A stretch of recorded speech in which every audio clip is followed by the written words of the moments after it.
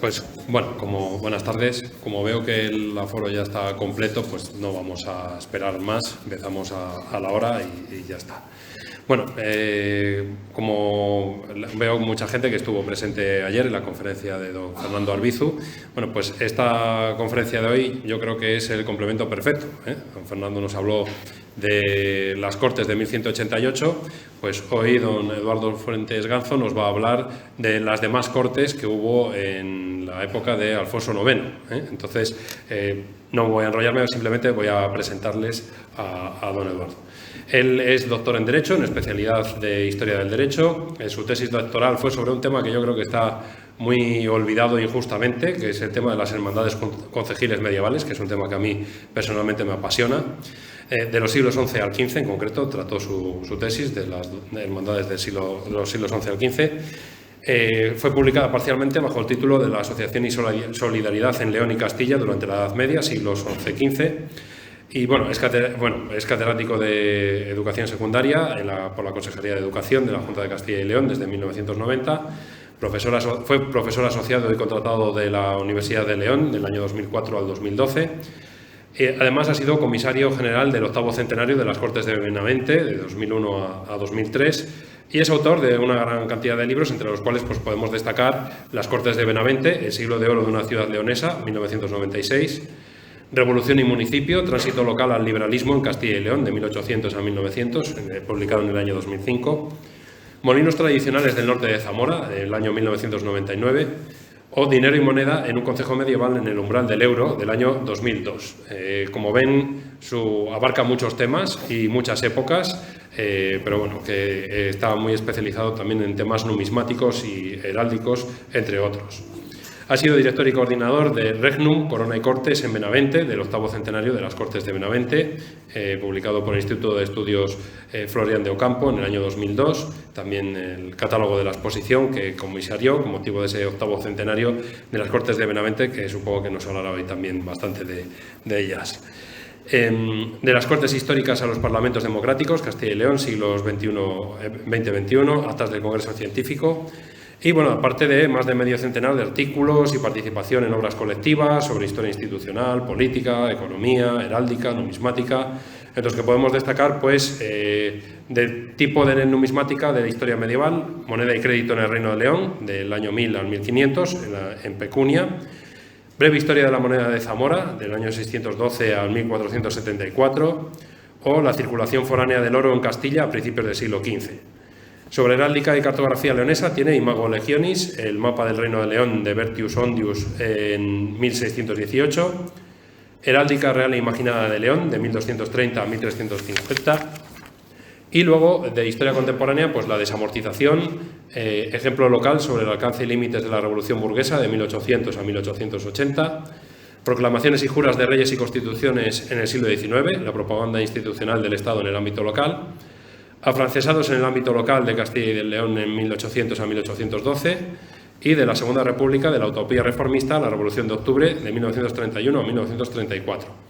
Y bueno, ya en concreto del tema que nos ocupa hoy, sobre las Cortes, tiene pactismo, Cortes y hermandades en León y Castilla, siglos XIII a XV, ya mencionado anteriormente, y Cortes y fraternidades, asambleísmo político y derecho de asociación en Castilla y León medieval. Y también en 1202, Rey, Reino y Cortes. Pues como ven, una persona muy preparada precisamente para hablarnos de este tema y que seguro que va a ser del interés de todos. Muchas gracias.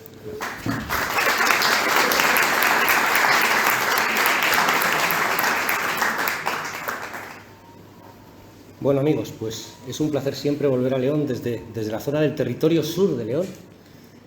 Viví aquí 10 años y me encanta siempre volver y ver rostros y caras amigas que veo. Veo también algún rostro benaventano por aquí en la sala, o sea que hay también algún leones de sur que me ha acompañado. Y os tengo que pedir disculpas por una cosa. Os ha traído Ricardo a dos historiadores del derecho, uno detrás de otro. Entonces espero eludir absolutamente lo técnico e ir más a lo puntual. Pero si no, de verdad, me podéis interrumpir, decir, Eduardo, por favor, corta el rollo y tal, pero sin ninguna historia. Pues, absolutamente lo podéis hacer. Bien, quiero empezar haciéndoos una pregunta, si os parece. No tenéis que contestarla. ¿Cómo sería ¿Cómo sería el mundo al filo del 1200, que es la época en la que vamos a hablar? Pensarlo un minuto. El edificio donde estamos, que es bajo medieval, el Conde Luna, todavía no existía ese condado, es de Enrique IV, todavía no está edificado, seguramente sería un casorrio con algo de mampostería, con restos de la muralla, adosado a la muralla. Seguramente habríamos entrado por la plaza, hoy Plaza Conde Luna, y estaría pues cubierta de tierra revuelta con paja. Dicen que se oye bajo. No, se oye bajo. Y ahora mejor. Pues atiendo la amable petición que me decían antes de subir un poco el micrófono. Subimos el micrófono. Que sea lo único que se queda erecto. Bien, pues decía que nos encontraríamos pues con eso, con un erial.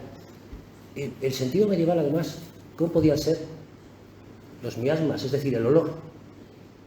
Para probablemente la mentalidad contemporánea o la sensibilidad contemporánea sería terrible, porque los hombres y las mujeres liberaban los fluidos corporales allí donde se terciara. Entonces, realmente, la ropa que llevarían. Es decir, ahora vamos muy cómodos, con ropa muy confortable, con textiles muy confortables, pero es decir, esos espartos, esa ropa, imaginaros metidos aquí ahora en el cubículo, el calor humano, la temperatura, ese tipo de situaciones. Es decir, ¿cómo sería ese mundo, no? ¿Cómo nos encontraríamos? ¿Qué pasaría? La edad. Normalmente la esperanza de vida, pues yo no sé, pero al 1200 podría ser 40 años. Es decir, de forma que Ricardo, que me acompaña hoy, pues sería que es un hombre en la flor de la edad. Sería un venerable anciano que probablemente tenía 1 o 2 dientes y una muela quizás, porque no había odontólogos, no había ortodoncias, no había ese tipo de situaciones. Y yo, seguramente, así ha salido ahí. Y yo seguramente sería un espectro, porque llevaría tiempo muerto. Y muchos de los que me acompañáis, lamentablemente, sí, porque es decir, ya hemos pasado esa edad, muchos de nosotros, otros no, hay gente joven por aquí. Pero bueno, la mayoría seríamos espectros probablemente, ¿no? Es decir, esa es la situación. Bueno, pues mirad, este es el mapa, os tengo puesto ahí el mapa del Beato de Liébana, de esos magníficos códices miniados que se hacían en los scriptorium altomedievales españoles, que no tienen parangón en el mundo, y es una representación del mundo. Ese sería el mundo y el que ha llegado al siglo XII no había cambiado mucho. Es decir, prácticamente era la cuenca mediterránea, la zona europea, la zona norafricana, una parte asiática, estaría ahí el paraíso. Yo no sé si por ahí están, a ver si os los marco. En este no, pero normalmente en el Tigris y el Éufrates, que están por aquí, ponían a Adán y a Eva, normalmente, tapados con la hoja de parra, porque ya empezaban con esas pudibundeces. Y ese sería el mundo. ¿Qué pasa en esa época? Pues mirad, vamos a contextuarlo. En 1188, los cruzados acaban de perder Jerusalén. Gengis Khan, que está dominando toda la estepa asiática en ese momento, ha llegado a Pekín. Más o menos, frisando en 1200, es decir, es ya el declive de los toltecas en Mesoamérica. Y, por ejemplo, Francisco de Asís, poco después, en 1215, está peregrinando a Santiago de Compostela. Y aún falta un siglo para que se abra la primera comunicación de Europa o de Occidente con el mundo oriental, con la corte del Gran Khan, con Kublai Khan, con que vaya ahí Marco Polo y establezca relaciones, de algún modo relaciones comerciales, de algún tipo. Es decir, en esa situación. Por eso es bueno el contexto, porque es decir, a veces hay que valorar y sopesar los milagros institucionales que se producen. ¿Y en qué reino estamos? Pues otra historia. Es decir, un siglo de diferencia, circa 1100 más o menos. Los reinos cristianos peninsulares son los que tenéis en la parte izquierda de la pantalla. Está unificado. Alfonso VII, el emperador, poco después va a estar gobernando. Va a cometer el error desde el punto de vista, claro, es decir, la mentalidad nuestra no es la de ellos. Es decir, tenía una mentalidad patrimonial, la corona la repartían entre los hijos, ese tipo de cuestiones, y queda extinguido los reinos. Y circa 1200 ese es el rey. Y ahí está León. Ahí está León, estrangulado a su occidente por Portugal, a su oriente por Castilla. Y esa es la situación, el punto de partida geográfico. Ese es el núcleo geoestratégico del reino que ha sido imperio, que Alfonso VII se llamaba emperador, el imperio, el regnum imperium leones.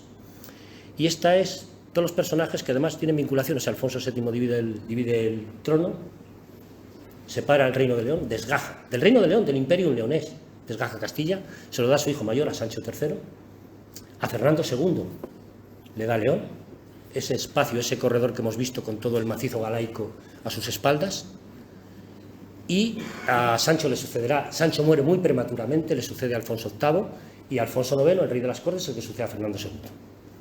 Y después, curiosamente, de la misma estirpe, el nieto de Alfonso, porque es hijo de Berenguela, de Alfonso VIII, que es decir, pero en realidad hay otro Alfonso VIII de León, que es Alfonso IX. Gonzalo hace 2 días nos lo contaba y nos lo puntualizaba muy pertinentemente, efectivamente. Bueno, pues la situación de la corona, es decir, un reino extinguido, pero durante un tiempo muy breve, el señorío ha sido de Fernando II. ¿Por qué? Porque Sancho muere muy prematuramente y Alfonso VIII, el gran Alfonso VIII, el de las Navas de Tolosa, es un niño. ¿Y quién es el tutor? Su tío Fernando II. Y mira, tenéis unas evidencias numismáticas, a mí me apasiona el tema de la numismática, fantásticas. Por ejemplo, mira, este es un dinero, el de la parte izquierda, de Fernando II de León. Y veis, hay un rey coronado, Fernando II, y una especie de mozo, de niño, un poco más joven que tú, desde luego, y es el tutorado. Es decir, es Alfonso VIII, este es el poderoso, Alfonso VIII es un niño. Pero fijaros en esta otra que no tiene desperdicios, la he puesto más grande, 1160, 1165 aproximadamente, pocos años después del fallecimiento del emperador. El rey blandiendo la espada en alto y a su lado, como protegiendo, a un niño, Alfonso VIII de Castilla.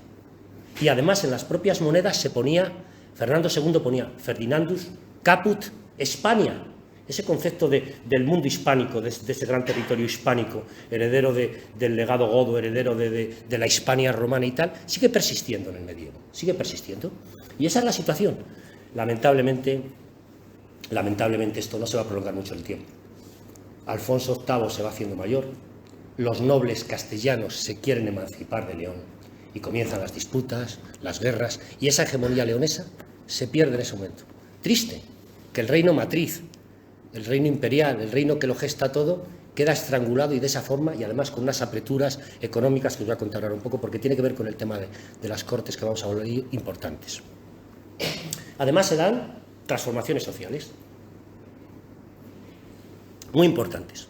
Por ejemplo, una de mi tierra, de esta tierra sur de León, de Zamora, el motín de la Trucha, en 1158. Ya sabéis, el despensero de Gómez de Vizcaya va a adquirir una trucha al mercado, empieza a pelear con un... No sé si conocéis la historia del motín de la Trucha, algunos no. Bueno, pues no tiene desperdicio. Empieza a pelear por la trucha con un pellitero.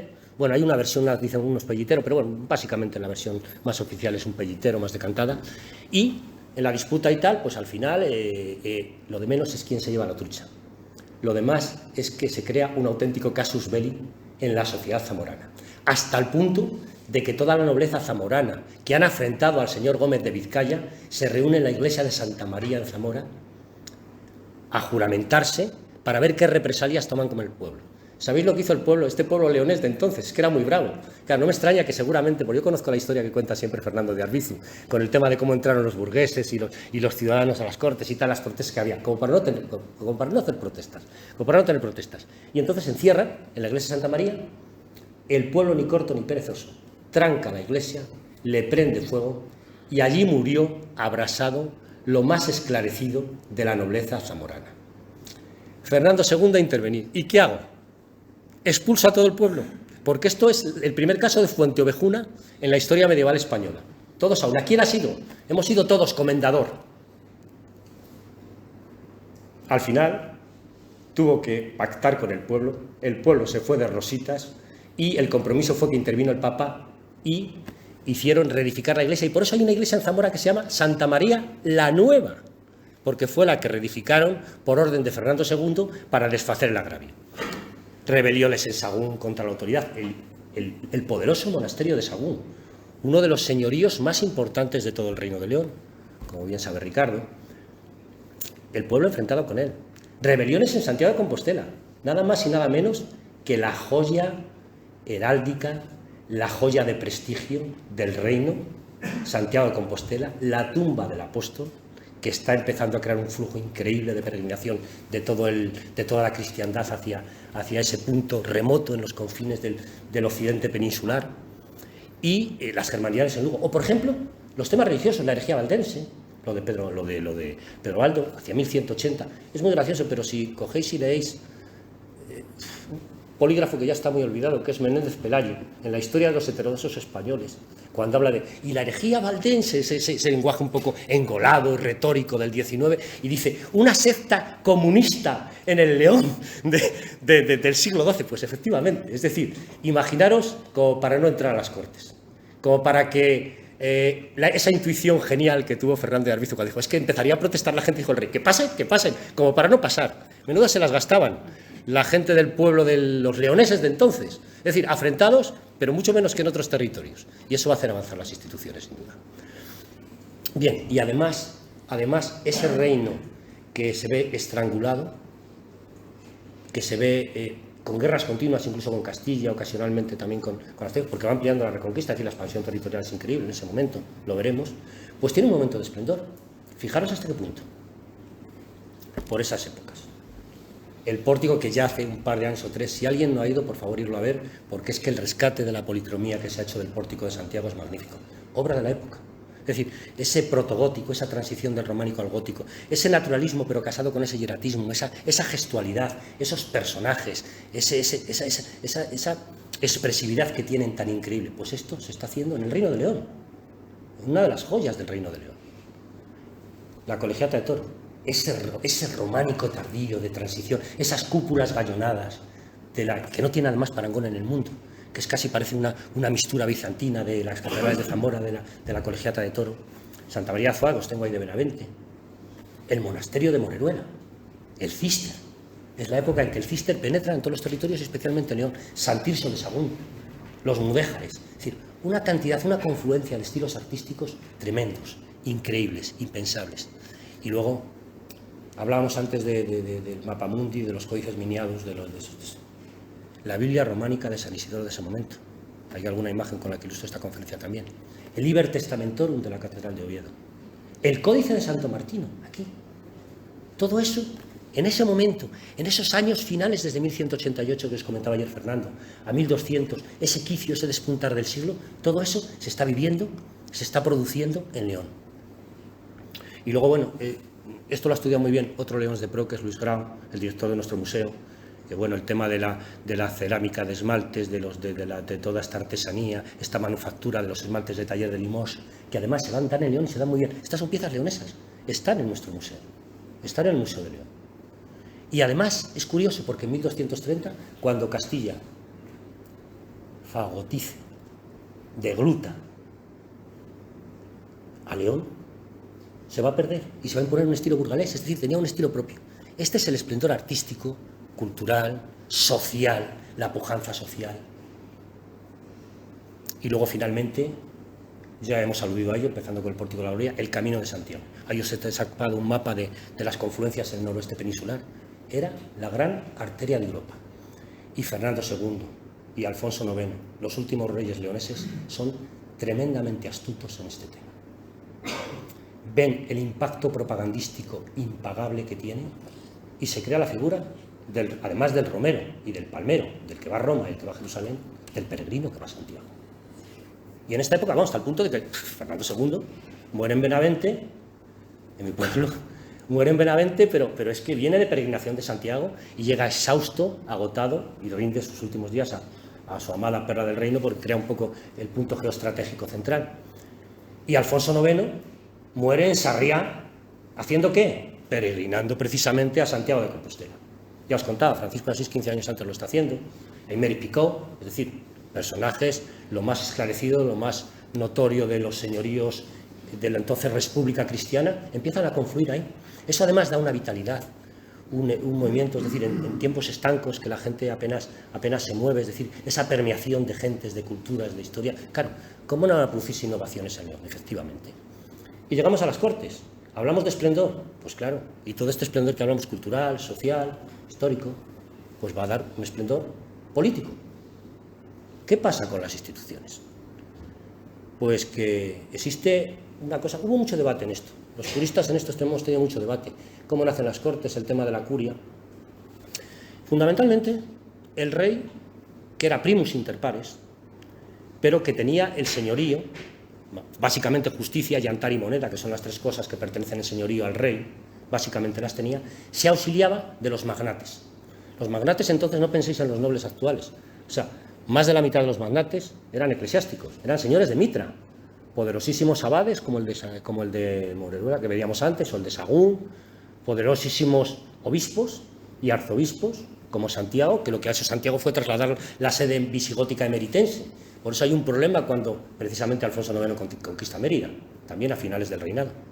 Entonces, bueno, pues el rey se hace auxiliar de lo que llamamos la curia, y la curia es que los magnates acuden y aconsejan al rey. Es lo que se llama el deber de consejo. Los nobles, los altos perlados, los altos magnates del reino, acuden a la presencia del rey cuando él les llama, y eso se llama curia, el Reino Unido en curia. Pero la decisión última la toma el rey. Bueno, el salto brutal en el cambio de paradigma de mental, claro, lo podemos entender porque hemos visto cómo ha pasado, qué ha pasado con la evolución social. Es la incorporación del tercer estado, de las gentes terrae, como se dice en las cortes, en las segundas cortes, en las cortes de Benavente de 1202.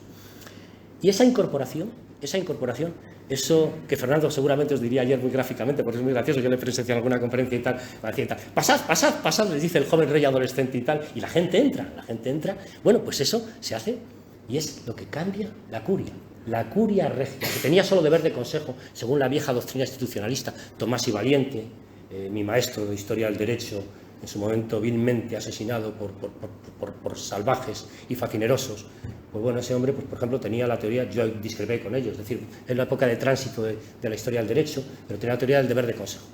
Pero es que cuando la curia se transforma e incorporamos a estos hombres que son capaces y tan gallardos de encerrar a la nobleza de toda una ciudad y quemarla viva, si es menester, eso ya no es la curia, es una institución nueva que ha nacido. Y eso son las Cortes.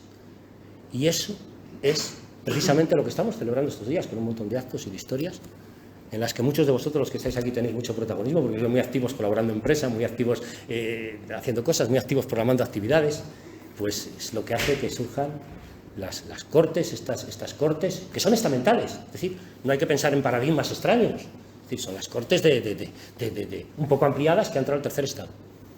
Pero es que, como vamos a ver, estas cortes no se van a quedar en que venga gente del pueblo, sino que el pueblo va a tomar decisiones y va a pactarlas de tú a tú con la corona y la monarquía. Y eso sí que es un giro copernicano que no tiene precedentes. Y ya no son cortes por participación, son cortes por decisión. Y eso no tiene precedentes en el mundo coetáneo cristiano de la época. No los tiene. Claro, con el repaso que hemos visto de la situación social, cultural, podemos entender muchas cosas ahora. A pesar de los miasmas que decía él, a pesar de los desdentados que podrían estar todos, que veíamos antes, a pesar de eso.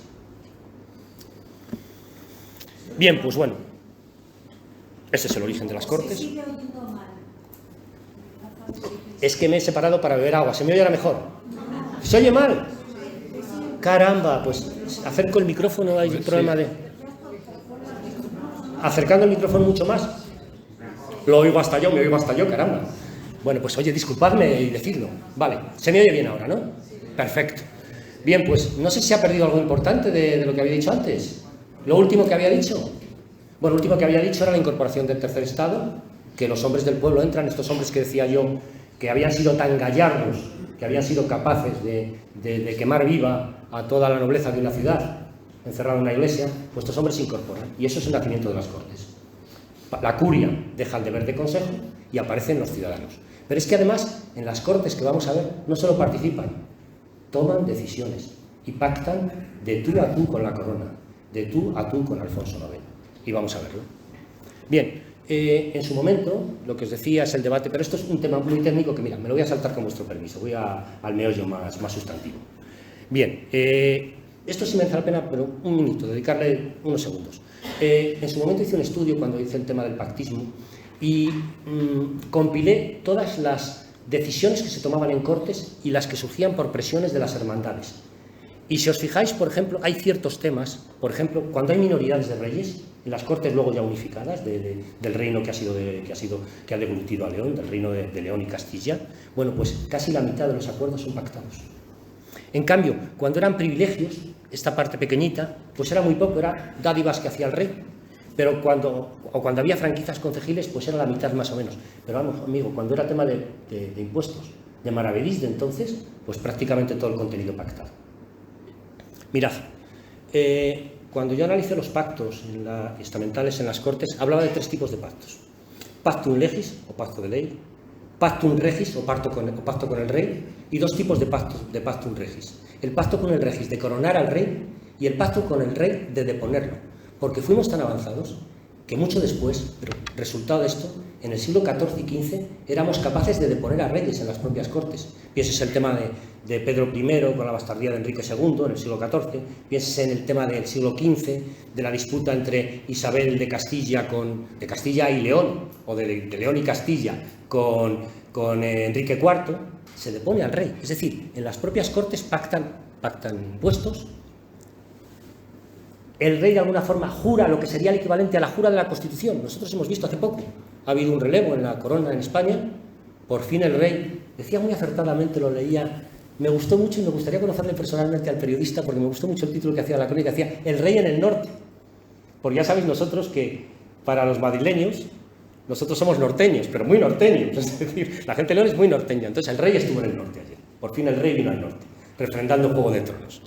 Bueno, pues esas son las situaciones de pactos. Y vamos a ver, ¿cuántas cortes hubo en León? Pues bueno, vamos a ir viéndolas un poquito, pero muy someramente para que os hagáis una idea general. Las primeras, las cortes inaugurales de 1188, se entroniza al rey, y lo fundamental de ellas es que el rey prometió, lo decimos en castellano, no hacer guerra, ni paz, ni tratado, sin el consejo de sus hombres buenos. Eso en 1188. No pacta nada concreto, pero sí dice que, amigos, están haciendo las cortes. Cuando yo tenga que hacer una guerra, no solo voy a llamar a los magnates, voy a llamar a los buenos. No nos equivoquemos, eran las oligarquías urbanas también. Es decir, no iba el pellitero, seguramente iría Gómez de Vizcaya a las cortes, porque las élites ocupan los concejos también. Pero evidentemente es un tema, es decir, hay que ver los parámetros de la época, es un tema fundamental. Entonces, la entronización, segundo, las Cortes de Benavente, las segundas Cortes leonesas, 1202, que se tratan dos temas, la moneda forera y los bienes de Abanengo. Es muy gracioso porque cuando yo publiqué el libro de las Cortes, que fue lo que inició todo el tema del octavo centenario que hicimos en Benavente, estaban mal catalogadas. Entonces, en la colección de cortes de los antiguos reinos de Castilla y León, decían, están en la iglesia Santa María Mayor de Zamora. La iglesia Santa María Mayor de Zamora es la catedral de Zamora, pero nadie ha sido capaz de encontrarlos. Yo me fui al archivo catedralicio de Zamora, legajo 823. Empiezo a tirar de legajo, antes de que hice la catalogación Juan Carlos de Herrera Maillo, el actual archivero, y ponía 1202 bienes de Abanengo. ¿Cómo que bienes de Abanengo? Claro que se trataron los bienes de Abanengo en las cortes. Estos son las segundas cortes leonesas, las cortes de Benavente de 1202. Y se hicieron esas dos cosas. Primero, la moneda forera. Ahora veréis lo que es la moneda forera, que es lo que explica además, es lo que da la grandeza de la toma de decisiones del pueblo y el tema de privilegios de Abanengo. Segundas cortes acreditadas, las Cortes de León de 1208. Ahí se tratan sobre todo privilegios eclesiásticos y dos temas de fueros que veremos luego muy someramente también. Hay unas terceras cortes acreditadas, pero no hay texto, que son las de Benavente de 1228. Y luego, al final del reinado, cuando ya muerto, sobre el cuerpo prácticamente de Alfonso IX, hace la hábil y artera y listísima hija de Alfonso VIII y madre de Fernando III, que es tercero porque había Fernando I y II, pero de León, porque del tercero de Castilla, no, de Castilla. Bueno, pues la madre de Fernando III le hace hacer la cabalgada tremenda para meterse, llegar a los concejos leoneses, y hacen una curia en Benavente. ¿Y aquí hacen una curia? No hacen cortes. Luego os explicaría, os desgranaré por qué es una curia y cómo acreditamos lo que es una curia. Y para saber que eso es una curia, hay un documento fundamental en el Archivo Municipal de León que lo acredita. Luego os contaré eso.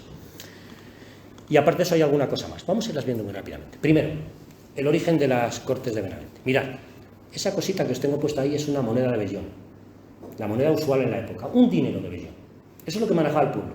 El pueblo no manejaba oro, manejaba moneditas de estas. Y esto era copiar un poco lo que habían hecho los romanos. Los romanos tenían un denario de plata, lo conocemos todos, los hemos visto muchas veces, los hemos visto en un museo, los hemos visto fotografiados, o demás, eso era plata. Bien, pues hay una penuria tremenda de plata y lo que hacen es inventar en este periodo, digamos, bajo del alto medievo, la moneda de vellón. Se empieza a acuñar en los reinos cristianos aproximadamente a principios del siglo XI. Las primeras acuñaciones casi son prácticamente las de la toma de Toledo, de Alfonso VI, que entonces también era rey de León.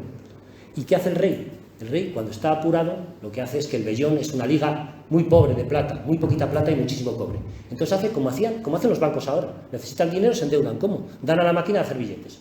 Como el rey tiene el privilegio de hacer moneda, da la máquina de hacer billetes. ¿Y qué es dar a la máquina de hacer billetes? Empezar a meter más cobre en los dineros de vellón.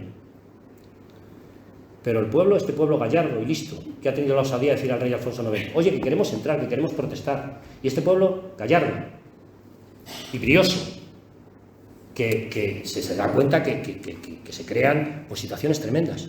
Entre otras cosas, si la moneda se envilece, ¿qué pasa? El rey está falsificando oficialmente la moneda. Pues entonces protestan porque los precios suben, hay inflaciones. Un fenómeno muy similar a lo que estamos viendo ahora. Esto es por un tema exógeno, es una guerra exterior. Pero realmente la inflación, ¿qué nos está pasando en la cesta de la compra? Y si el político, y si la causa es el político, el rey entonces, el que tiene la regalía de moneda, el que tiene la facultad, el que está creando la inflación, ¿qué va a hacer el pueblo? ¿Callarse? Protestar. Entonces el rey se ve obligado a convocar las segundas cortes. Este es el documento que decía yo, el legajo 823 de la Catedral de Zamora, las Cortes de Benavente. Hicimos una edición preciosa, entonces la vine a hacer Larraín, que trabajaba en León, la vine a hacer a León, y hay una edición facsímil, y esta se facsimiló, el documento 823 es el documento auténtico, letra carolingia preciosa, de tránsito del 12. Probablemente no es el original era una copia coetánea de la época, lo demás se ha perdido, porque las Cortes, claro, estamos hablando de eso, de las miasmas que decíamos antes, y de los desdentados. Y, bueno, pues se va a ver básicamente este tema, el de la moneda forera, y el rey lo que hace es pactar por 7 años. Dice, bueno, vale, de acuerdo, darme dinero, darme recursos, darme acopios económicos, os pongo un impuesto, y yo no hago nada fraudulento con la moneda, para garantizar el tráfico jurídico, para que vayamos al mercado y podamos comprar las naranjas a lo que esperamos que hay que comprarlas, las patatas no, porque no se ha descubierto América todavía, el maíz, eso, a lo que hay que comprarlo, la cebada a lo que hay que comprarla, la carne a lo que hay que comprarla. El antecedente, que el rey tiene la regalía, la facultad de hacer moneda. La situación, que está en guerra con Castilla, que no tiene un duro, un maravedí de la época, que no tiene dinero. Solución, el pueblo protestando, convoco cortes. ¿Y qué hace? El rey, el todopoderoso monarca, en un mundo feudalizado, que vengan a presumir los anglosajones, se pone a negociar con los representantes de las ciudades, porque los que tienen problema no son los magnates, que son señores de horca y cuchillo, los que tienen problema son el pueblo. Se pone a negociar con ellos y les compra la moneda. El tracto jurídico fue un endovenditio, contrato de compraventa. El rey compra la moneda y la compra por 7 años, a cambio de un maravedí. Fijaros en el paradigma de la época, es tremendo, ¿eh? Porque el derecho entonces, yo soy jurista, no lo puedo evitar, os lo tengo que contar esto, pero vamos, lo vais a entender muy bien. El derecho entonces es un derecho local. O sea, el rey llega a un concejo, llega a León, otorga fueros a León, luego veremos un fuero de León, otorga fueros a León y pacta con él en una localidad. Llega a Palencia, que entonces ha estado bajo la escena leonesa, y le da un fuero, pacta con ellos.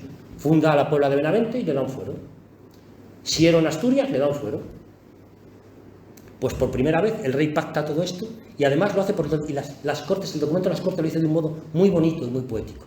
Dice, y pactó la venta de moneda a todas las gentes terra, de todas las gentes de la tierra, del Duero al mar, es decir, desde el Duero hasta los confines galaicos, in tota Extremadura, y en toda Extremadura, porque Extremadura, la región de Extremadura, que sí tiene autonomía, nosotros no, es una creación leonesa, era la Extremadura Duri. Extremadura se llama porque era Extremadura Duri, y la Extremadura de entonces no es la actual, Salamanca era Extremadura, porque era extremo Duri, extremo del Duero entonces. Pues puso el impuesto en todo el territorio, me vais a dar el impuesto por 7 años, y yo prometo no alterar la moneda. No crear inflaciones, no daros inseguridades, que podáis comprar tranquilamente en el mercado, caramba. Esto es un impuesto territorial para todo el territorio. En ese momento, con esos paradigmas, el más lejano antecedente que podemos rastrear, hemos rastreado las Cortes de 1188, el más lejano antecedente de los presupuestos generales del Estado. Lo que negocian en los parlamentos, que han estado aquí reunidos ayer, es eso. La ley fundamental son los presupuestos, son los duros. Es decir, y sabéis los que tenéis alguna, que hay alguno por aquí que tiene alguna responsabilidad municipal y tal y demás, pues bueno, es decir, hay que aprobar presupuestos, si no apruebas presupuestos no gobiernas. La ley, el instrumento jurídico-económico fundamental de cualquier administración, un concejo, un ayuntamiento, una diputación, una comunidad autónoma al Estado, son los presupuestos. Pues está pactando los presupuestos del rey en ese momento. Y me pasé, vuelvo para atrás, a ver, anterior. ¿Puedes? Perfecto. Bueno, simplemente 90. ¿Qué era el impuesto? Mirad, os tengo aquí a la izquierda, quiero no estar demasiado tiempo y me he precipitado quizás un poco, pero merece la pena. Eso es el maravedí de oro.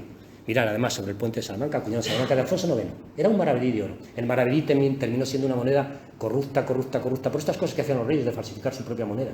Y equivalía a 90 dineros de esos de vellón, esa plata fingida que usaban los reyes. Eso es lo que usaba el pueblo. Pues 90 moneditas le tenía que dar cada persona y año no exento. ¿Qué pasaba? Que había un montón de exenciones. Luego hay de las 20 líneas dedicadas a las cortes y luego hay 7 u 8 líneas dedicadas a exenciones. Y los despenseros del rey que no paguen, que no tributen, y los nobles tal que no tributen, y los abades que no tributen. Hay excepciones. Pero todos los demás del pueblo, todos, en todo el territorio, del Duero al mar y en toda Extremadura, tienen que pagar al rey un maravedí por persona y año. Bien, pues primeras cortes, Cortes de Benavente. Segundas cortes, porque tengáis la pincelada general y la perspectiva. Cortes de 1208. Bueno, son cortes porque está el pueblo, está muy claro, y además está muy bien, es muy poético también, lo dicen estas terceras cortes, porque dice multa deliberationi y cum consenso tutti, es decir, con los consejos de todos y con muchas deliberaciones en latín. Es decir, se ve ese lenguaje de pactos del rey con el pueblo y tal, que está entrando el pueblo, que está entrando las facultades. Ahí se vieron sobre todo tema de bienes de los obispos, no son temas muy sustantivos estos, pero eran cortes, las cortes de 1208. Con los obispos, exenciones a los clérigos de las catedrales y también a los que traían, es decir, llegaba la exención hasta el que traía las propias viandas a los obispos. Es decir, si alguien, había un impuesto que era el portazgo, otro local, que era en cada localidad en la entrada, pues estaban exentos de portazgo, de pagar en la puerta, las murallas estaban cerradas, se cerraba por la noche para que no hubiera asaltos, ese tipo de inseguridades que se vivía en ese momento, y pues los que traían el vino o el pan para los obispos también estaban exentos. Y luego hay unas cuestiones, digamos, jurisdiccionales. Hay una muy graciosa como los hijos de Barragana. Bueno, pues a los hijos de Barragana en esas cortes se les puede reconocer. O sea, a los hijos de Querida se les podía reconocer en esas cortes. Y luego además, bueno, confiscaciones de bienes también cuando alguien estaba contra la Iglesia es todopoderosa entonces todavía. Es casi brazo armado y ejecutor del rey, no solo en lo eclesiástico, sino también mano militar. Tienen huestes importantes también, los obispos y los abades importantes. Bueno, pues la gente que está contra la Iglesia les pueden usurpar, les pueden quitar los bienes. Y luego, además, los excomulgados. Bueno, son cuestiones más jurisdiccionales. Es lo que se vio básicamente en las Cortes de 1208. Tercera reunión de Cortes. Y finalmente, las Cortes de 1208, también de Benavente. Hubo una especie de dualidad. ¿Por qué Benavente? Me preguntaba Ricardo el otro día en una conversación y tal. Dice, ¿por qué Benavente esa importancia? Pues yo creo que probablemente, primero por el estrangulamiento. Pero es que geoestratégicamente, en ese momento, es decir, es el centro geográfico exacto del reino.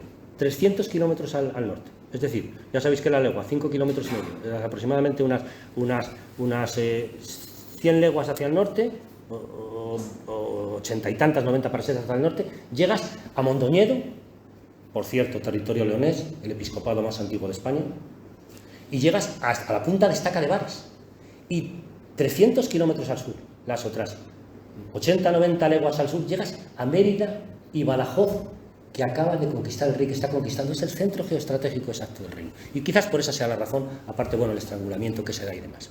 Fernando II tuvo una vinculación grande con él. Además, le salió mal, es decir, tuvo problemas, porque era gente peliaguda, que hay alguno, y hubo que fundarlo 2 veces. Y él persistió, Fernando II persistió al final hasta morir allí, claro.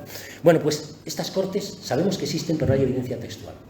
Y además esto lo ha hecho, fijaros antes que poníamos un poco en solfa a los ingleses, la hizo un hispanista anglosajón, O'Callaghan. Evelyn, bueno, una hispanista, normalmente una mujer, Evelyn O'Callaghan, que descubrió que sí ha habido cortes en 1228 y de modo indirecto, no conservamos texto. Pero dice cuando estuvo el obispo de Sabina, el legado papal, es decir, Jean de Abbeville, estuvo por esa fecha. Y luego además se refiere a ella muchas veces. Por ejemplo, en un pleito que hay de San Isidoro, con Mansilla, aparece mencionadas las cortes de cuando estuvo el obispo de Sabina. Y en las cortes de Zamora de 1301 vuelven a mencionarlas. Y en la ley de estilo Alfonso X, en la ley 231, vuelve a mencionarlas. Y ahí es lo contrario. Ahí habíamos hablado de bienes de abadengo, aquí son los bienes de realengo, los bienes del rey que no pasen a los abades. ¿Hubo más cortes? Pues probablemente sí. Y os voy a decir por qué. Probablemente sí, os voy a decir por qué.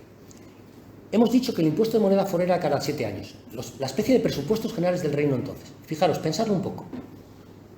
Esta es mi hipótesis, pero yo creo que es muy plausible. Alguno como Pascual Martínez Opena también lo desliza, lo intuye. Y es lo siguiente.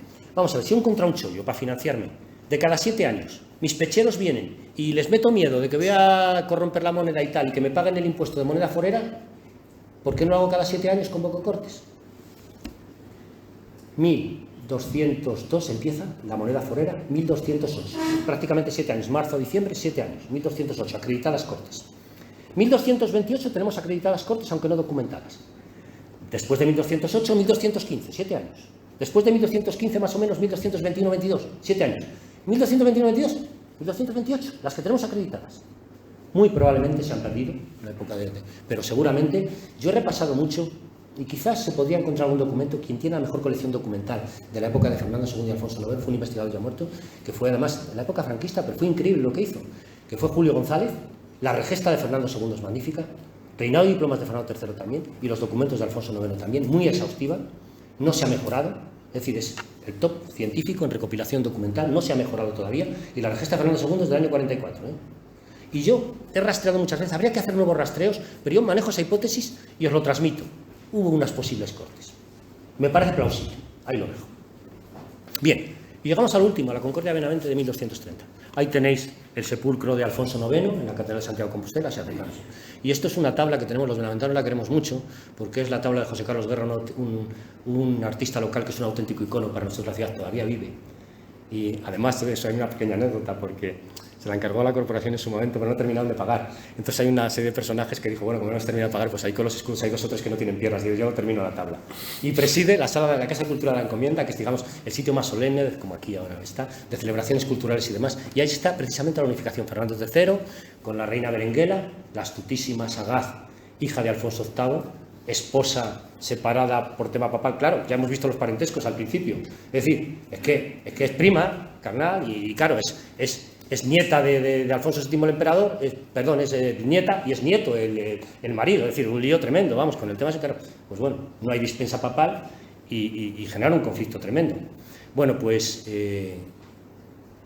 Alfonso IX ha quedado dolido con su hijo, porque al principio Fernando III es hijo muy querido y con Berenguela siempre mantuvo buena relación y le mantienen los diplomas como heredero al trono mucho tiempo, hasta que se hace con Castilla, a la muerte de Alfonso VIII en 1217, y entonces desaparece, porque en los diplomas le mencionan Infans Ferrandi Legionis, Fernando, pero cuando va a ser rey de Castilla lo borra.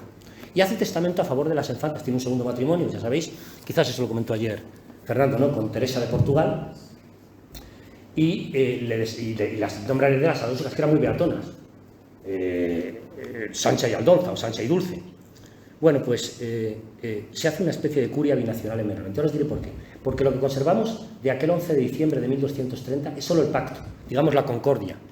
Es decir, se reúnen los magnates del reino, hay arzobispo, está el arzobispo de Toledo, hay una serie de personas, y el rey, una cifra astronómica al año, paga 30.000 maravedís. Ya hemos visto lo que era el maravedí, esa moneda de oro que equivalía a 90 más o menos dineros leoneses a las infantas, ese maravedí de oro, a cambio de que cedan los derechos dinásticos. Fue muy rápida Berenguela. Bueno, los tiempos en la Edad Media no valen. O sea, vamos a ver, Alfonso IX muere en septiembre y prácticamente esto se hace en diciembre. Pero inmediatamente, claro, hace la cabalgada, está en el sur, por temas de reconquista y tal, viene cabalgando, llega a Toro, Toro se rinde al rey, va a Valencia San Juan, se rinde al rey, llega a León. En León hay una coronación previa de Fernando III, le coronan aquí en León a Fernando III, y ya se reúnen en Valencia San Juan, Berenguela y Teresa, las 2 reinas madres, las 2 esposas de Alfonso IX, hacen el pacto y lo sellan en Benavente. ¿Y por qué digo que es una curia eso de que el rey se reúne con los magnates pero no está el pueblo? Pues porque tenemos un documento de pocos días después, el número 3 nada menos, otra joya que tenéis aquí en el Archivo Municipal de León, el privilegio a León de fueros, la renovación de fueros y privilegios, le da nuevos privilegios, limita los pechos, da más donaciones al concejo y tiene una serie de columnas que vamos a analizar. Pero en esas columnas aparecen todos los magnates eclesiásticos, obispos, arzobispos, el arzobispo de Toledo, el obispo de Segovia, el obispo de Palencia, el obispo de Calatayud, de Castilla, todos los nobles de Castilla, todos los prelados de León, el arzobispo de Santiago, el obispo de Zamora, el obispo de Ciudad Rodrigo, el obispo de Coria, o sea, absolutamente todos, y todos los magnates, todos. Aparecen estas columnitas que veis ahí, con el sello, y mirad, qué listo era el infante. Este es un sello, este es el reverso de un sello de plomo de Fernando III, el castillo, y pone Res Toleti et Castilla, rey de Toledo, que es la perla, y de Castilla. y el castillo, que ya empezó a usar Alfonso VIII, copiando al rey de León, porque la primera heráldica, casi europea, esto Ricardo lo conoce muy bien, es la leonesa. Primero una heráldica familiar y tal. Bueno, pues aparece el castillo. Pero fijaros, acotándolo, ¿lo veis? Se ven perfectamente dos leoncitos. Claro, es que está diciendo, ojo, que soy rey de Castilla, pero que soy el príncipe heredero de León, ¿eh? Mirad los dos leoncitos que tengo acostados en el reverso de mi sello de plomo, en el castillo. Y además, aquí en el privilegio, bueno, pues esto se hace el día 19 de diciembre. Es decir, el 11 de diciembre, esto se hace en Benavente. Está en Benavente y hace el acuerdo. El 19 de diciembre hay un documento de privilegios a León. Y luego veremos que el 21 hay un privilegio a la orden a una orden de caballero. Y en estos privilegios, en Benavente también, es decir, el 11 está en Benavente, sabemos que está en Benavente. El 19 está en Benavente y el 21 está en Benavente. Luego después la Nochebuena seguramente la pasó en Zamora. ¡Qué listo! ¡Qué listo! ¿Sabéis cuánto estuvo Fernando III por León? No se marchó hasta la primavera. Dejó bien amarrado el reino. Dice, a estos que los he enganchado no me muevo de aquí. Y estuvo, la corte era entonces itinerante, estuvo en Benavente, en León, en Valencia Don Juan. Repasáis los diplomas, yo me he tomado la molestia de repasar los diplomas de Alfonso IX, de Fernando III. No se mueve hasta la primavera. Hasta abril no vuelve a Castilla. Está amarrando el reino. Está amarrando la corona de León, que ha fagocitado. Bien, ¿y por qué una curia? Pues porque no hay tercer estado. Sí que hay magnates, todos estos, fijaros, aquí os tenía las columnas sacadas, el signo del rey, pero mira qué rápidos eran ideológicamente. Es una época iletrada, son analfabetos. El 90% de la población, aparte de no tener dientes, como hemos visto antes, ni seguridad social, ni viajes de ministerios, evidentemente, y nada de eso, es el contexto, esa es la época, son analfabetos, lo hacen con símbolos. Y el símbolo del rey, el signum regis, es la cruz, esta cruz que... Pero si leemos este privilegio de León, el del Archivo Municipal de León, el documento número 3, hay una cruz y pone Ferrandi, Regis, Toleti, et Castella, Legionis, Galletia, rey de Toledo y Castilla, rey de León y Galicia. A los pocos días ya lo incorporó a su heráldica. Y ahí firman todos. El arzobispo de Toledo, y es una época, ya digo, es muy letrada, pero el lenguaje de los símbolos y de los signos es importantísimo. Y ahí es donde a los leoneses nos metieron debajo de la bota. Porque, ¿quién está en la primera columna? Los obispos castellanos. ¿Quién es el primado de España? El arzobispo de Toledo. ¿Quién está en la segunda columna? Los nobles de espada castellanos. ¿Quién está en la tercera columna? Primero el arzobispo de Santiago y los obispos leoneses. Oviedo, Astorga, Zamora, por supuesto León, Ciudad Rodrigo, Lugo, Mondoñedo. ¿Y quién está en la cuarta columna? Los magnates de León. Ahí ya nos metieron el gol. Ahí quedó prosternado León. Y por eso, el llamado rey sabio, que bueno, menuda se las tuvo con el infante Sancho, y bueno, yo no sé si al final fue casi demencia lo que tuvo, vamos, con el tema de la rebelión del infante, que le apoyó absolutamente todo el pueblo apoyó al infante. Sancho, de facto, en los últimos momentos después de las cosas fracasadas de Alfonso X, que está muy enviesado por el tema del rey sabio y demás, es decir, de facto era el rey, es decir, el pueblo le apoyaba, todas las hermandades le apoyaban, por supuesto a los leoneses. Y fijaros, mundo iletrado, pero no hay primer cuartel Castilla, segundo cuartel León, y aquí el León empiezan a levantarlo. El león leonés, el león tradicional, la heráldica del león de siempre, es el león pasante. Es un león con una pata, es pasante, pero en el siglo XIII, no el primero remoto de Fernando II y Alfonso IX que vemos en el tumbo de Santiago, es un león pasante. El león empieza a levantarse cuando Fernando III lo pone y lo acota para subirse a las torres, o cuando tiene que entrar en un cuartelado, o en un escudo de armas, con otras armas. Como es un arma cuartelada, el león se empieza a hacer rampante. La nueva invención heráldica. Esto, de aquellos barros, estos lodos. Castilla y León. Eso es lo malo, y como leoneses lo reconocemos. También hay algo bueno. Es decir, si hay un germen de lo hispánico y la unión de las coronas de entonces de Castilla y León y de Aragón se hace a finales del siglo XV y se crea la potencia hegemónica de Europa que fue señora del mundo durante 3 siglos, y el peso duro español y el ducatón español fue la gran divisa internacional, avant la lettre de 2 siglos antes del dólar y de la libra esterlina, que estuvo solamente el peso de la libra del pound inglés un siglo, y el dólar lleva siglo y pico. El mundo hispánico lo tuvo 3 siglos, o sea, el origen de ese macroimperio fue la unión de Castilla y León. El primer origen de eso fue la curia binacional de Benavente de 1230, de 11 de diciembre, donde se gesta, a pesar de los leoneses, es decir, nos proscribieron, es cierto, pero es el origen remoto, también, rastreable, de ese protoimperio en su momento, y lo tenemos que reconocer, es decir, tenemos que tener esa dignidad de reconocerlo, aunque nos postergara. Bien, lo que os decía antes del tiempo que está, y no sé cómo vamos de tiempo, pero no quiero alargarme mucho. Perfecto, voy en el tiempo que quiero porque pasar de la hora nunca. Así que vamos a aprovechar los minutos que quedan. Pues ya abusar demasiado de la paciencia de los amigos. Bien, pues el ocaso, el final del reino. Hemos visto este reino vigoroso, fantástico, tremendo. Bueno, pues ¿hubo cortes en León? Pues sí, de alguna forma. Después hubo cortes. Ya unificados con Castilla en esa nueva monarquía hubo cortes. Pero en rigor, cortes leonesas, no sé hasta qué punto. ¿Por qué razón?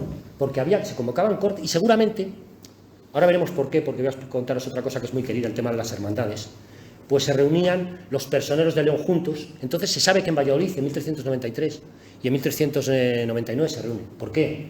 Amigos, es que son momentos muy delicados. Ricardo ha estudiado muy bien. Ahí está Juan I de León. Es decir, un Juan I de León solo rey de León. Que además tienes un artículo monográfico precisamente sobre eso, un trabajo monográfico sobre eso. Un Juan I de León. Es el momento de las hermandades, minoría de Fernando IV. También el infante Enrique, también en el sur, se proclama también rey, acuña moneda. Juan I llegó a acuñar también algún dinero de vellón. Se sabe que en Zamora en 1301 también se reúnen los leoneses, pero hay cortes simultáneas de Castilla. Es decir, probablemente eran cortes de Castilla y León y los leoneses se reunían en un espacio, todos los concejos leoneses, todos los castellanos. ¿Por qué? Porque había hermandades leonesas, o sea, juramentados, pueblos juramentados, concejos juramentados juntos de León y concejos juramentados juntos de Castilla. Y se sabe que las últimas fueron en 1349. Cada uno presentaba sus cuadernos particulares, claro. ¿Cuándo se da este poder especial del pueblo otra vez en las Cortes? En momentos de debilidad de la corona. Muere prematuramente, muere Fernando IV cuando hereda después de Sancho es pequeño, es menor de edad. María de Molina, ya sabéis, 3 veces reina, pues tiene que tutelarlo. Y claro, pues las velidades de los nobles, de los poderosos que quieren hacerse con la corona, los familiares del rey fundamentalmente. Y entonces, bueno, pues el pueblo, y ahí prestó un servicio tremendo. O sea, las Cortes de esa época, ya del tiempo unificado, prestaron un servicio tremendo a la corona y a la monarquía. Porque fueron los que mantuvieron el reino incólume. Si no, eso se habría atomizado. Seguramente... No sabemos, que eso ya es historia ficción, es decir, si Juan I habría quedado en León, si Enrique habría quedado al sur, si habría quedado el espacio toledano para Fernando IV y demás, no lo sabemos, ¿no? Bueno, y bueno, pues precisamente ahí surgen las hermandades. Y ahí es donde León, dentro del reino, cobra vigor otra vez. Mirad, ahí tengo una serie de un documento que en su momento hice cuando hice lo del pactismo y lo de las hermandades. Y lo que hacía fundamentalmente era comparar los acuerdos de hermandades con acuerdos de cortes. Fijaros la importancia que tenían ya las cortes. Pues todos estos acuerdos, es decir, el 13 de las Cortes de Palencia, el 19 de las Cortes de Palencia, son el 6 del cuaderno de Hermandad de León, el 8 y 20 del cuaderno de Hermandad de León. Es decir, copiaban, por ejemplo, juzgar a alguien según el foro del lugar. Pues los hermandades leoneses decían, oye, vamos a pedir al rey, nos juntamos todos, nos juramentamos para que podamos seguir siendo juzgados por el juez de nuestro lugar, no por un sayón o por un enviado del rey. Bueno, pues así todo, todas las cortes. ¿Qué pasa? Las minoridades. ¿Y por qué estas? Y claro, con Alfonso XI, antes de ser un rey poderosísimo, uno de los monarcas fundamentales del medievo, pues tuvo una minoría. Entonces las cortes volvía a pasar lo mismo. Cortes de Carrión, espacios leoneses. Y mirad, ahí tenéis, hace poco hice un trabajo sobre heráldica leonesa, hablaba de la heráldica y hablaba sobre todo el tema fundamental era eso, por qué León, a pesar de toda la historiografía y esa corrupción iconográfica que se ha hecho de que el León era rampante, ¿no? Que el León rampante vino después, que el León tradicional, el León del Reino era un León pasante. Bueno, pues, encontré un documento que es el cuaderno de hermandad de 1295 de los reinos de León. Está en el Archivo Municipal de Benavente, ¿verdad? Hay 33 concejos, y ahí se dice... El sello, y tenía su propio sello, y el sello estará hecho por 2 tablas, y en uno será la figura de un león, y en otro, yo he hecho una reinterpretación, lo dibujé yo, pero es eso, la figura de Santiago en otra a caballo, es decir, el Santiago Matamoros, lo crean, las primeras imágenes de Santiago Matamoros. Las tenemos en el cuaderno de Hermandad Leonesa de 1295, hemos perdido ese sello, pero el texto lo dice, que será Santiago a caballo en la otra imagen, y en una imagen el león del reino. Es decir, esa sería la heráldica en ese momento, pues en las tablas de hermandad aparece. Eso es en el declive del reino. Hay un fragmento de ese sello en el municipal. Me comenta Ricardo, y es verdad, sí, cierto, lo está omitiendo y yo lo sabía también. Hay un fragmento de ese sello aquí en el archivo municipal, efectivamente. Está bien el apunte que ha hecho. Bueno, y el epílogo. Mirad, pues eso, cuanto más es curioso, qué paradojas. Ahí os tengo testimonios numismáticos también, que es un tema que me apasiona. Al principio el león, cuando el león es más vigoroso, está pasante y resulta que parece que se elige orgulloso y es cuando está más postergado. O sea, se va levantando el león, cuando nos van metiendo más la bota, parece que era una concesión graciosa o una ironía del vestido. Ahora vais a levantar el león, ahora que tenemos la bota puesta encima, los castellanos encima de los leones, ahora vais a levantar el león, ahora el león va a ser rampante. Y se va levantando. Bueno, pues un reino, este que decíamos, con las miasmas que había al principio y la gente que moría y terrible y que no había ni viajes del inserso, ni seguridad social, ni alfabetización universal. Es decir, y no vestían tan cómodamente como vestimos ahora nosotros, estaban tan fresquitos como estamos ahora nosotros. Pues por primera vez en Europa incorporó al tercer Estado en un pacto de soberanía. Un reino que por primera vez, en 1202, hizo un impuesto territorial por pacto político. Y como todos los reinos coetáneos, no nos engañemos, es decir, había una visión providencialista del poder, del Estado, pero es el antecedente, tan legítimo como otros, de que en aquellas viejas cortes históricas, aquellas viejas cortes estamentales, podemos rastrear sin ningún género de dudas y sin parangón en todo el mundo el germen de los actuales parlamentos democráticos y del gobierno del hombre. Un reino que próximo a su colapso, ya os lo he dicho todo, alcanzaría las más altas cotas. Es decir, es la frase de Hegel famosa, yo la digo muchas veces cuando hablo de estas cosas, el búho de Minerva extiende sus alas al atardecer. Parece que el reino, cuando está a punto de perderse, cuando está a punto de desbaratarse, hay esas creaciones artísticas que veíamos, esos fabulosos códices miniados, es decir, ese búho de Minerva que extiende, es el ocaso, pero extiende las alas. Y yo siempre me acuerdo con esto, con la película de Blade Runner, el final ese tan tremendo que hay, tan emotivo, que le dice el replicante a Harrison Ford, que ahora está tan de moda otra vez. He visto cosas que vosotros nunca creeríais. Todos esos momentos se perderán como lágrimas en la lluvia. Pues bien, hago votos y espero y deseo que actos como el que estamos haciendo hoy aquí, actos como los que hemos vivido hoy en León, hagan que esto no sean lágrimas en la lluvia y no se pierda. Nada más y muchas gracias.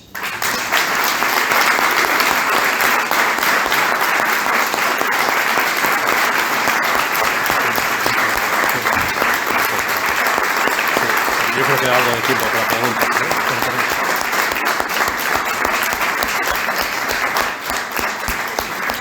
¿Cómo se nota que hay amigos? Bueno, pues quedo a la disposición de todos vosotros si queréis preguntar cualquier cosa o que aclare cualquier cosa o que nos extendamos en algo o queréis transmitir una inquietud o decir algo, sencillamente. Hay un micrófono, si lo pasamos. ¿No está la auxiliar? O... No, ahora. Bueno, si no, Eduardo se lo pasa, si eso.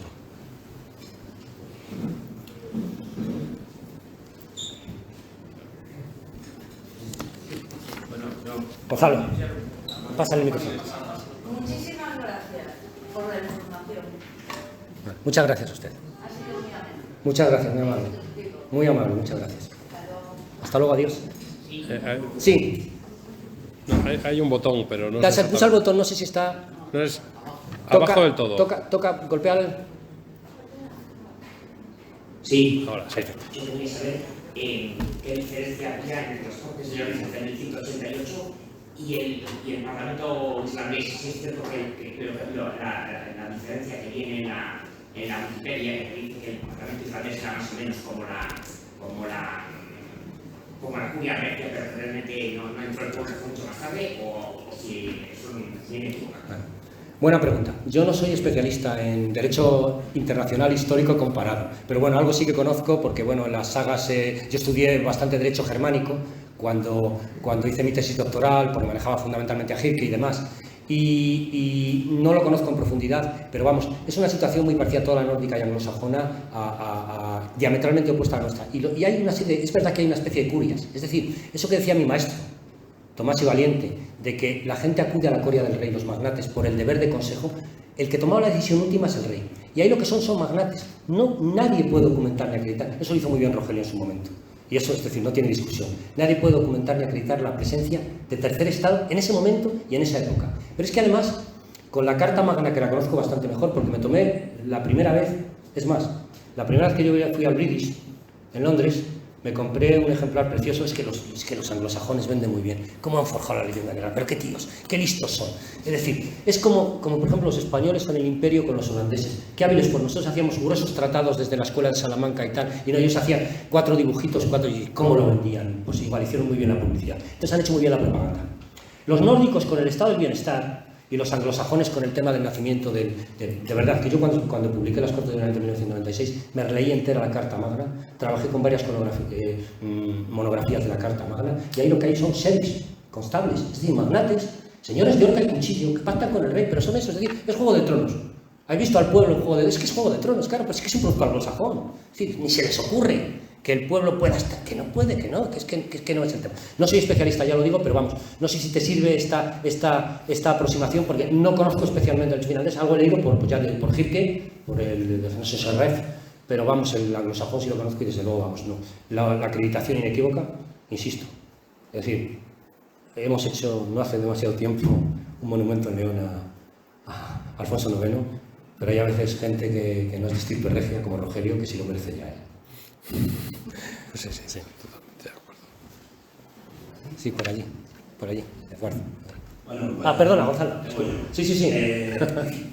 Tú has dicho, sabemos que Castilla engulló a León, ¿no? Pero la esencia de León siempre pervivió ahí.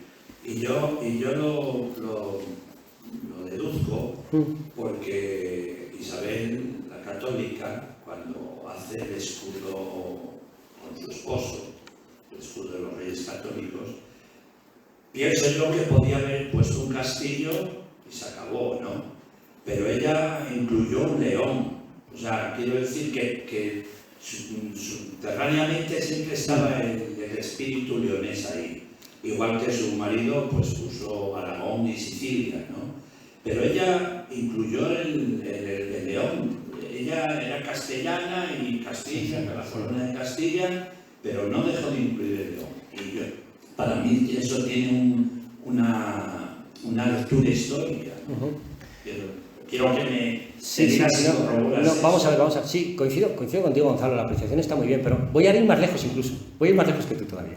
Vamos a ver, efectivamente, incluye el león y el león nunca se postergó, es decir, se postergó, el león quedó, es decir, el primado es para el arzobispo de Toledo, eso es evidente. Y en segundo lugar va el arzobispo de Santiago, porque ha pasado la sede meritense, visigótica y demás, y es Santiago. Y es más, en la época de separación de coronas, el canciller del rey de Castilla era el arzobispo de Toledo, y el canciller del rey de León era el arzobispo de Santiago. El jefe de los protocolos, el jefe de la cancillería, de toda la documenta, el que custodiaba los sellos reales y tal. El gran canciller era un eclesiástico, eran muy poderosos. Era así. Pero es verdad, lo que dice Gonzalo tiene toda la razón. Tiene toda la razón. ¿Por qué no quitaron León? Sencillamente, porque igual que quitaron los demás reinos. Bueno, León tenía mucho prestigio histórico de todas formas. Y voy más lejos. Si te fijas en la heráldica de los reyes católicos, no solo está el cuartelado de Castilla y de León, pues hacen llamar reyes de Castilla, de León, de Aragón, de Sicilia, de Nápoles, porque han incorporado toda la corona aragonesa, sino que eso fue decisión personal de Isabel. Incorporó el águila de San Juan. Y la tradición juanista es fundamentalmente leonesa. Y los beatos leoneses lo que hacen es escribir sobre el apocalipsis del fin del mundo. Cuando en Tábara están haciendo el beato de Tábara, cuando en Valcavado están haciendo el beato de Valcavado, están describiendo con dibujos, con iconografía de la época, el apocalipsis de San Juan. Es decir, estamos haciendo heráldica ficción, si queremos un poco de historia ficción, el pie que me ha dado Gonzalo, pero vamos, si hay un emblema que además le tiene un cariño porque es muy devota a Isabel y muy es juanista, pero es que el legado de San Juan es fundamentalmente leonés. No, por eso voy a apuntalar un poco. Sí, siempre estuvo, vamos, postergado, pero vamos, evidentemente. Y ha seguido, es decir, en el Imperio ahí siguió los cuarteles, evidentemente. Y es más, pasó lo mismo que pasó con León, es decir, el cuartel de hispánico, que era Castilla, León, Navarra y Granada, si os fijáis en los grandes excusones de los Austrias, de la época de los Austrias, cuando eran reyes del universo mundo, cuando eran monarcas del universo realmente, cuando no se ponía el sol en imperio, el primer cuartel ya no es Castilla, es el conglomerado de todos los reinos. Ahí está Castilla, León, Aragón, el escusón de Granada, la pica, todo efectivamente.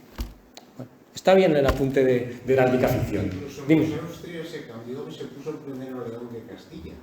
Está en el ayuntamiento. Aquí Sí, bueno, pero eso tampoco nos pegamos arriba. Quiero decir, no era la intención de ellos porque ellos siguen teniendo... No, pero que está bien el apunte. No, es más, además, te cuento también otra maldad. Cuando se hacen las primeras acuñaciones de moneda en América, cuando se acaba prácticamente de conquistar América, las primeras acuñaciones son de Carlos y Juana. Carlos, la reina propietaria es Juana la Loca, y Carlos, el que sea emperador, Carlos V, Carlos I, y las monedas aparecen de Carlos y Juana. Y en muchas de las monedas iniciales acuñadas en Santo Domingo, que es la primera ceca americana, se equivocan y ponen el león primero. Y hay un estudio sobre eso muy simpático, y es que parece ser que el maestro de cuños era leonés, y entonces dijo, pues yo pongo al león primero. O sea que siguió perviviendo León en ese sentido también. Oye, se da esa anécdota. Sí. Buenas tardes. Primero agradecerle la excelente conferencia que nos ha dedicado. Muchas gracias. Y que a mí me ha servido para darme cuenta de algo que había estado investigando en el fuero de León otorgado a Bembibre en 1198 por Alfonso IX, ¿no? Y es que en él se incluye la cláusula que acaba de aludir usted de un maravedí cada poblador al año. ¿Eso era idéntico para todos los fueros o esa cláusula aparece solamente en ese tipo de fueros? Está muy bien el apunte que has hecho porque hemos dicho que las Cortes de Benavente es el antecedente con la moneda fuera de los presupuestos generales de Estado. Pero ese privilegio de León, de finales del 12, es el antecedente de las Cortes de Benavente. El rey ya hizo la jugada, necesitaba pasta, hizo la jugada con un concejo. La diferencia de las Cortes es que el rey tuvo la habilidad de decir, oye, y si esto lo he pactado con este concejo y con este concejo, ¿por qué no lo hago para todo el territorio? Llamo a representantes, lo que se llamaron nuestros procuradores ahora, que es el nombre actual, viene de ahí, pero eran los personeros. La gente, el concejo, cada concejo elegía a los personeros. Entonces, la legitimidad se la daba al rey, el que había 2 personeros de León, y 2 de Collanza, y 2 de Ciudad Rodrigo, y 2 de Mérida, que ya está conquistada, por ejemplo, y 2 de Mondoñedo, y 2 de Coruña. Bueno, Coruña no, porque es más tardío. La historia de Coruña también tiene otra historia, pero bueno. Entonces, claro, le da la legitimidad. Pero, mira, precisamente eso que has investigado, que estabas comentando, es el precedente del pacto de moneda forera. ¿Qué pasa? Que pasas del particularismo jurídico, del pacto local, del rey con cada concejo, al pacto territorial con todo el territorio. Muy buen apunte. Bueno, si eso, yo creo que una pregunta más en todo caso, si... ¿No? Vale, pues bueno, sin más, entonces damos con esta conferencia, damos por concluidas las cuartas jornadas de León Cuna del Parlamentarismo. Muchísimas gracias por haber acudido y bueno, pues a ver si con un poco de suerte pues el año que viene podemos convocar las quintas jornadas. Muchísimas gracias.